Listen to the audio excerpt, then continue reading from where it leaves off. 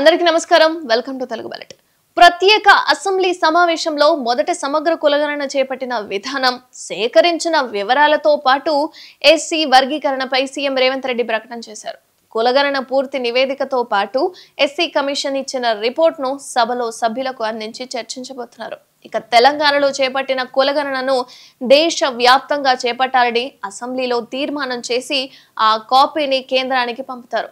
కులగణన నివేదికను ప్రభుత్వం అసెంబ్లీలో రిలీజ్ చేసిన తర్వాత దానికి సంబంధించిన అన్ని వివరాలను బీసీ డెడికేటెడ్ కమిషన్ తీసుకోబోతుంది. ఇప్పటికే వివిధ రూపాల్లో సేకరించిన సమాచారంతో పాటు కులగణన వివరాలను తీసుకొని ఫైనల్ సిఫార్సులు చేసే అవకాశం కూడా ఉంది. ఇందుకు 4-5 రోజుల సమయం అనేది పడుతున్నట్లుగా తెలుస్తుంది. అయితే త్వరలో జరగబోయే స్థానిక సంస్థల ఎన్నికలకు బీసీలకు డెడికేటెడ్ కమిషన్ కొత్త రిజర్వేషన్లను రికమెండ్ చేయబోతోంది. అయితే సభలో ప్రవేశపెట్టబోతున్న తెలంగాణ కులగణన రిపోర్ట్ అనేది ఒక్కసారి చూస్తే గనక రాష్ట్రంలో బీసీల జనాభా 1,64,09,179 మంది ఉన్నారు.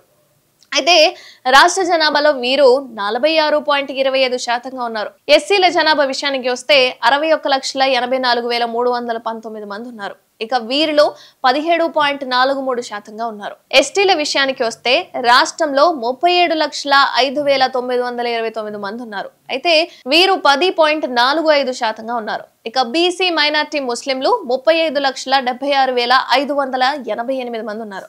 అయితే ముస్లిం మైనారిటీలు బీసీలు సహా మొత్తం జనాభా 56.33% తేల్చారు. ముస్లిం మైనారిటీ ఓసీల జనాభా 2.48% ఉన్నారు. అయితే ముస్లిం మైనారిటీల జనాభా 12.56% ఉందని రిపోర్ట్లు అయితే తేలింది.